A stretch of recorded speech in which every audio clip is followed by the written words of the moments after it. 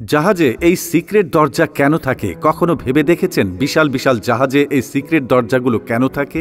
এসব দরজা তো ঠিকঠাকভাবে বন্ধ না রাখলে পানি ঢুকে পুরো জাহাজটাই ডুবে যাবে, কিন্তু তারপরও জেনে বুঝে জাহাজে এই দরজা রাখা হয়। আসলে এর একটা বিশেষ কারণ আছে যা জানলে আপনি নিশ্চিতভাবেই অবাক হয়ে যাবেন। এই দরজাগুলোর একটি বিশেষ নাম আছে, এগুলোকে বলে পাইলট ডোর। নাম শুনে কিছুটা আন্দাজ করতে পারছেন হয়তো এটা পাইলটদের জন্য। তবে এই পাইলট কোনো প্লেন চালান না, বরং জাহাজ চালানোর কাজে সাহায্য করেন। যখন কোনো জাহাজ নতুন বা অপরিচিত কোনো সমুদ্র এলাকায় যায়, তখন ওই এলাকার একজন স্থানীয় পাইলটকে জাহাজে ডাকা হয়, কারণ সেই পাইলট ওই এলাকার পানির গভীরতা, ঢেউয়ের ধরন, স্রোতের গতি সবকিছু সম্পর্কে ভালো ধারণা রাখেন। কিন্তু সমস্যাটা হচ্ছে জাহাজে ওঠার জন্য তাদের দরকার বিশেষ ব্যবস্থা, কারণ বিশাল জাহাজের উচ্চতা এবং সমুদ্রের ঢেউয়ের কারণে জাহাজে ওঠা অতটা সহজ নয়। এজন্যই পাইলট ডোর তৈরি করা হয়। এই দরজা দিয়ে পাইলট সহজেই জাহাজে প্রবেশ করতে পারেন। তবে কাজটা সহজ হলেও এর সঙ্গে অনেক ঝুঁকিও জড়িত।